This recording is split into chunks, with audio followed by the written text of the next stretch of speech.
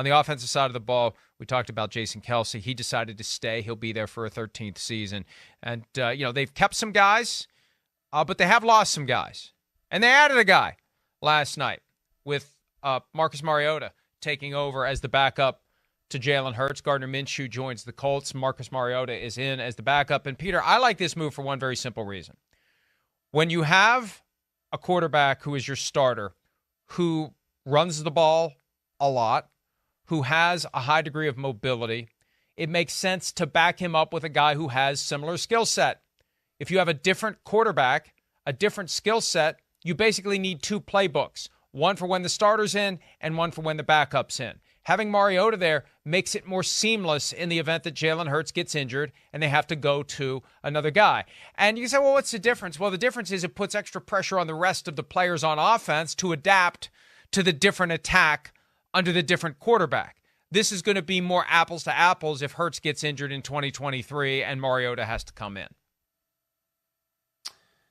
Yeah, and look, Mike, I also think, you mentioned Jason Kelce. Let's talk about their offense for a second. I like the addition of Marcus Mariota, coming off knee surgery, obviously, and a hugely disappointing year for him personally in Atlanta, where they handed him the starting job and he lost it. But I do think, not that Marcus Mariota is, consigned to being a backup for the rest of his life, but he's probably now entering that part of his career where he's going to be a backup quarterback.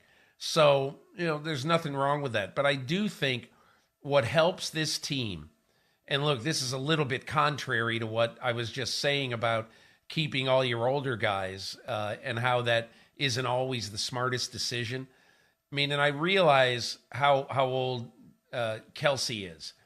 But I do think in Jason Kelce, if you look at the last couple of years, how he's played, and again, we say whatever we want about, and I know some people are critical of the Pro Football Focus rankings of players. I am not. I think Pro Football Focus does a fabulous job. And last year, he was the second highest rated center in football by Pro Football Focus, right behind Creed Humphrey of Kansas City. And he was one of only two centers to have a rating above 80 in pass protection and a rating above 90 in your run ranking. And so I think I'm not worried about Jason Kelce and how he's going to play. And I do think that it's a positive that he comes back. But I also think that now the attention has to turn to what you're going to do with Jalen Hurts and sort of plotting out how exactly you're going to do his contract over the long term, because clearly now he's become a top 10, if not top 5 quarterback in the NFL. And you've got to make sure that you figure out a way cap-wise and money-wise that you're going to take care of him. Hi, I'm Mike Tirico, and thanks for watching.